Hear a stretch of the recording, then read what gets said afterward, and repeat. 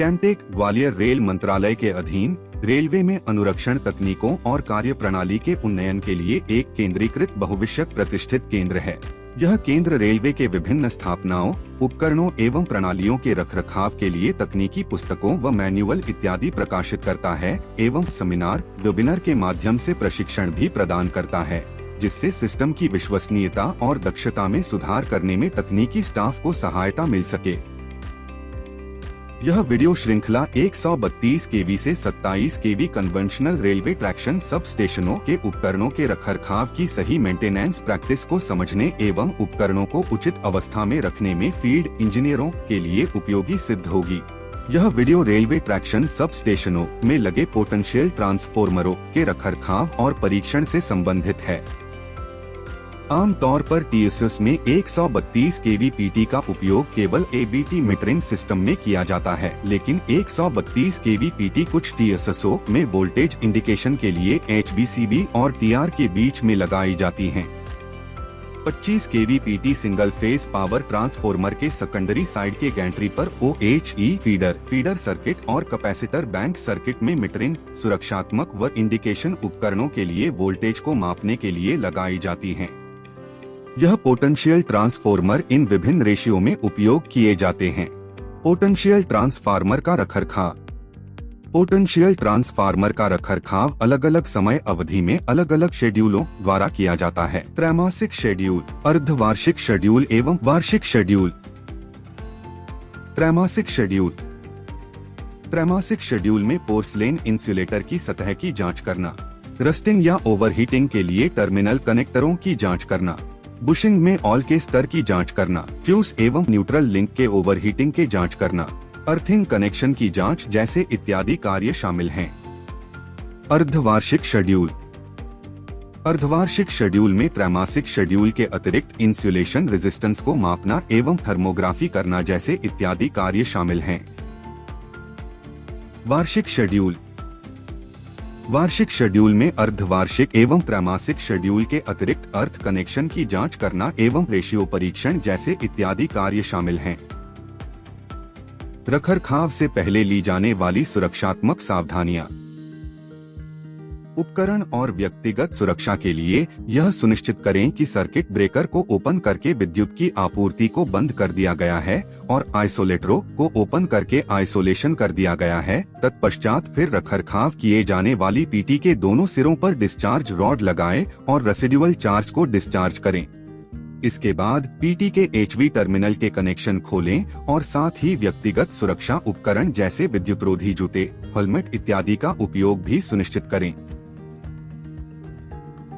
ऐसे कई कार्य होते हैं जिन्हें रखरखाव के दौरान किया जाता है, जैसे कि इंडिकेटर में बीडी के स्तर की जांच करना और यदि आवश्यक हो तो बुशिंग में बीडी को टॉप अप करें। इसके साथ ही पीटी से किसी भी प्रकार के बीडी के रिसाव की जांच करना और यदि कोई रिसाव हो तो उसे ठीक करना। पोर्सलेन बुशिंग में किसी भी प्रकार की क्षति, फ्लैश के निशान या इंसुलेटर की सतह की चिपिंग की जाँच करना। सभी बुशिंग इंसुलेटर को सूखे सूती कपड़े से अच्छी तरह साफ करना। अर्थिंग कनेक्शन सहित सभी कनेक्शनों और उनकी टाइटनेस की जांच करना। कनेक्शन टर्मिनलों को छोड़कर पीटी के टॉप और बॉटम के मेटालिक भाग का रंग फीका होने या जंग लगने पर उसे पेंट करें। पीटी का परीक्षण। ये परीक्षण रखरखाव शेड्यूलों के अनुसार इस तालिका में दिए गए नियमित अंतराल पर किए जाने चाहिए। परीक्षण से पहले ली जाने वाली सावधानियां। परीक्षण करते समय निम्नलिखित सावधानियों का ध्यान रखा जाना चाहिए। इंसुलेशन रेजिस्टेंस परीक्षण। यह परीक्षण मुख्यतः पीटी की वाइंडिंग के इंसुलेशन की स्थिति को जानने के लिए किया जाता है। यह एक डीसी वोल्टेज इंजेक्शन परीक्षण है और इस परीक्षण के लिए हमें 500 वोल्ट एवं 2.5 केवी इंसुलेशन टेस्टर की आवश्यकता होती है। एचवी साइड के कनेक्शन खोलें और एलवी साइड से अर्थ लिंक को हटा दें। परीक्षण की प्रक्रिया। यहाँ हम एचवी व अर्थिंग के मध्य परीक्षण कर रहे हैं। अब टेस्टर के लाइन और अर्थ टर्मिनल को लीड के माध्यम से एचवी टर्मिनल और इक्विपमेंट अर्थिंग से कनेक्ट करें।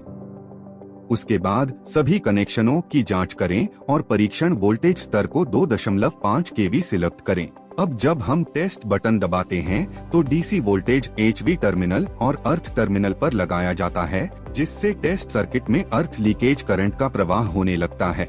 इस लीकेज करंट को टेस्टर द्वारा मापा जाता है और टेस्टर अप्लाइड वोल्टेज एवं मापे गए लीकेज करंट के अनुपात से इंसुलेशन रेजिस्टेंस वैल्यू की गणना करता है। IR के प्रदर्शित वैल्यू को मेगा ओम में रिकॉर्ड करें और पूर्व के परीक्षण रिकॉर्ड से या OEM की अनुशंसाओं के साथ वैल्यू की तुलना करें, और यदि वैल्यू कम हो तो समस्या की जांच करें और इसे ठीक करें। इस तालिका में दिए गए वाइंडिंग के कॉम्बिनेशनों के लिए यह परीक्षण किया जाना चाहिए। परीक्षण डेटा को इस प्रारूप में आगे की जांच और भविष्य में तुलनात्मक अध्ययन के लिए दर्ज किया जा सकता है। रेशियो परीक्षण। इस परीक्षण का उपयोग यह पुष्टि करने के लिए किया जाता है कि रेशियो डिजाइन रेशियो के अनुरूप है या नहीं, जैसा कि पीटी की नेमप्लेट पर दिखाया गया है।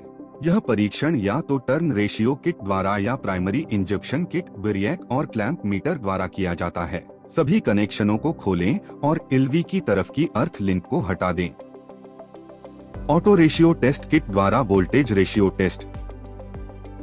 टेस्ट किट की प्राइमरी इंजेक्शन लीड को दोनों प्राइमरी टर्मिनलों से जोड़े और टेस्ट किट के अर्थ टर्मिनल को पीटी अर्थिंग से जोड़े। अब सेकेंडरी लीड को सेकेंडरी वाइंडिंग टर्मिनलों से कनेक्ट करें। उसके बाद सभी कनेक्शनों की जांच करें और single phase 230 volt AC supply को टेस्ट किट से कनेक्ट करें। अब टेस्ट वोल्टेज को प्राइमरी टर्मिनलों पर अप्लाई करें और टेस्ट किट सेकेंडरी वाइंडिंग में इंड्यूस्ड वोल्टेज को मापकर पीटी के रेशियो और रेशियो में परसेंटेज त्रुटि की गणना करता है। इस प्रदर्शित वैल्यू को रिकॉर्ड करें और डिजाइन्ड रेशियो के साथ उसकी तुलना करें। यदि यह वैल्यू निर्धारित सीमा से अधिक आए तो इसकी जांच कर ठीक करें। प्राइमरी इंजेक्शन टेस्ट किट द्वारा वोल्टेज रेशियो टेस्ट। इस परीक्षण का ज्यादातर उपयोग फील्ड में किया जाता है। परीक्षण की प्रक्रिया। सेकेंडरी वाइंडिंग के दोनों टर्मिनलों पर एसी वोल्टमीटर को कनेक्ट करें, फिर वेरिएक के आउटपुट टर्मिनलों को दोनों प्राइमरी टर्मिनलों से कनेक्ट करें और एसी वोल्टमीटर को वेरिएक से कनेक्ट करें। उसके बाद सभी कनेक्शनों की जांच करें और single phase 230 volt AC supply को टेस्ट किट से कनेक्ट करें। अब प्राइमरी टर्मिनलों पर टेस्ट वोल्टेज दें और वोल्टमीटर द्वारा सेकेंडरी वाइंडिंग में इंड्यूस्ड वोल्टेज की जांच करें। इन सूत्रों की सहायता से पीटी के रेशियो और रेशियो में परसेंटेज त्रुटि की गणना करें। इन रेशियो त्रुटि को रिकॉर्ड करें और यदि यह वैल्यू दी गई सीमा से अधिक पाई जाए तो सुधारात्मक कार्रवाई करें। परीक्षण डेटा को इस प्रारूप में आगे की जांच और भविष्य में तुलनात्मक अध्ययन के लिए दर्ज किया जा सकता है। थर्मोग्राफी। थर्मोग्राफी का उपयोग उपकरण में आने वाली खराबी का पता लगाकर या उसकी पहचान करके कार्यरत उपकरण की विफलता से पहले प्रिवेंटिव मेंटेनेंस करके उसे ठीक करने के लिए किया जाता है। क्योंकि यह विश्लेषण एम्बिएंट टेम्परेचर के बजाय सब कंपोनेंटों के रिलेटिव टेम्परेचर पर आधारित है, इसलिए पूरी असेंबली की तस्वीरें ली जानी चाहिए। संबंधित कंपोनेंट को लोड पर रखकर जांच रात के समय की जानी चाहिए। इस तालिका में तापमान में परिवर्तन की सीमा और फॉल्ट के सुधार के लिए अवधि दी गई है। परीक्षण डेटा को इस प्रारूप में आगे की जांच और भविष्य में तुलनात्मक अध्ययन के लिए दर्ज किया जा सकता है।